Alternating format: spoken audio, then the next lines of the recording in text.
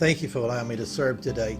It's one of my joys to be able to serve and to share with others. And this year, the emphasis that we have is serving forward.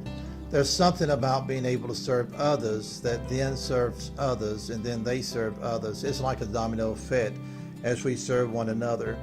One of the statements that I have made for a number of years on denominational levels and in church leadership is that if we can't serve people, then we can't serve God. It's so important that we know how to serve one another. For several years, I struggled with that statement because none of us really want to be a servant to other people. And then I felt the Holy Spirit spoke to my heart and gave me this thought. He said, it's never been God's intentions that we're servants to others, but it is God's intentions that we serve one another. That's a vast difference. It's like when we really put things together, maybe purchasing something in a box, and I always hate to do that. I always hate to open that box and see all the different pieces. But I'm just a person of pride. I'm one of those people that doesn't like to look at the instructions. I want to just put it together without reading instructions. And the example there, the analogy is simply that none of us really like to be told what to do a lot of times. But God doesn't intend, again, for us to be servants to people, but He does intend for us to serve one another. I think about today, Mark 10 and 45, in the New Living Translation. It does not read like this, for even the Son of Man came not to be served, but to be servants of others. No, it didn't read that. Actually, what it reads, it says, for even the Son of Man came not to be served, but to serve others, and to give His life a ransom for many. Again, that is an enormous difference in being a servant to someone versus serving someone. And as we begin to look at that today, I just wanted to give you this life-giving principle. There's 2 or 3 life-giving principles that the Holy Spirit has impressed on my heart that in a series of videos that I'll be sharing. And the life-giving principle today is simply that we're to be faithful in our servanthood. I find that in 1 Corinthians 4 and 2. Actually, a few weeks ago, the Holy Spirit began to speak to my heart. It began to share that with me, and I find it in the NIV version reading like this. It says, now it is required that those who have been given a trust must prove faithful. The King James Version reads again and uses that word is required of us to be faithful.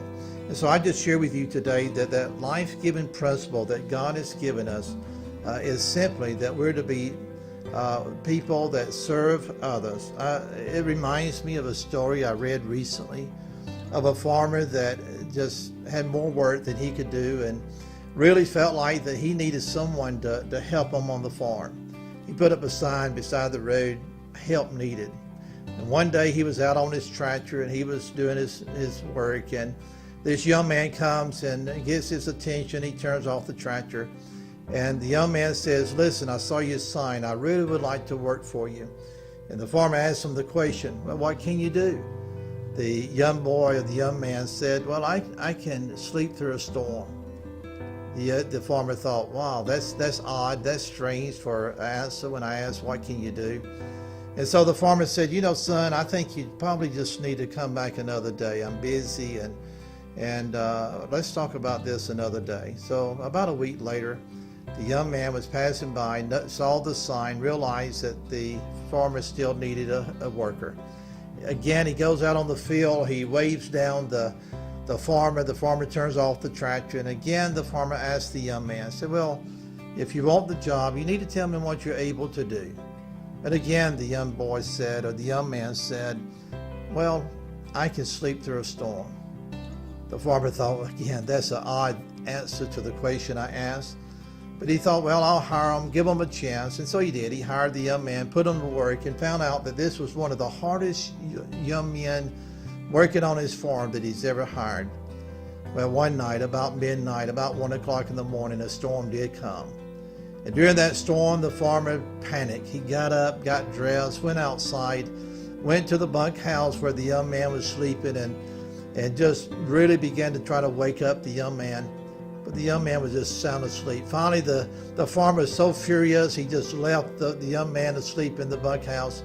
He went to the barn. He began to look to put the tractor up and realized the tractor was in place. He thought, well, I need to go and tie down the hay. And so he went to the hay bales and realized all of that was secure. All the tools had been put up. And then he recognized the fact this young man could sleep through a storm because he'd done his work daily and he knew how to serve others. The moral of the story is when we are faithful daily, when we do the things that God has called us to do daily, then when the storms of life do come, then we too can sleep through the storm. We too can weather the storms of life. We too can have the peace that we need to have because we have been faithful in serving. And so again, as we talk about serving forward today, there's a couple of questions that I wanted to present to you, and maybe if you have a time to discuss these with other people, these are the questions I wanted you to ask and have discussion. Number one, what does being faithful look like to you in serving others in your environment? I mean, there are many ways that we can be faithful in serving others. I think of so many today. I really think that every day of our life, we ought to get up thinking, how can I be faithful in serving those that God has called me to serve? It's true that we're not obligated to serve everybody, but God has placed people in our lives that we are responsible for serving. And so as I think of that first question, how does being faithful and serving others look like in your environment? I think about encouragement. I think about maybe that smile on your face that may bring joy to somebody's heart. I think about maybe helping to make provision for someone. And to me, one of the most important things as church-believing people, that we're to make disciples of others. These are ways that we can serve one another and be faithful. And then I think about the second question. What are ways that God may be speaking to us intentionally about serving others?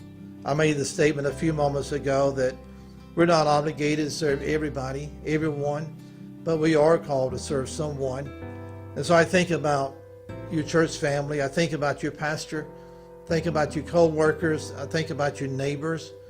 Just even recently, I found myself with opportunity to serve my neighbor.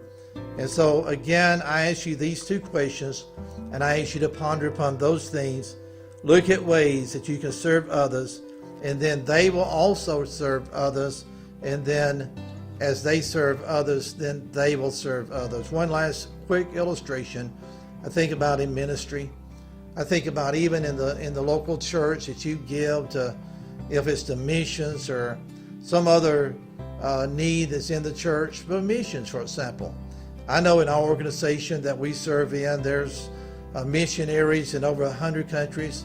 In fact, that's about 150 missionaries. There's around 1,700 churches that we network with here in the United States. And these churches jointly give to missions. And so we serve the organization, the network that we work with.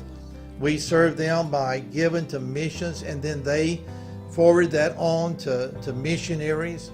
And then missionaries serves those on the field that they're around, people that doesn't know Christ. And so we have that serving forward effect.